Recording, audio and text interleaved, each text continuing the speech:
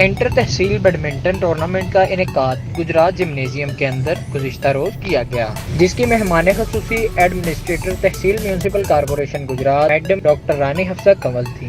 قریب میں آمد پر بچوں نے administrator municipal corporation Gujrat madam doctor Rani Hafsa Kanwal کو پھولوں کے گلدستے پیش کر کے استقبال کیا۔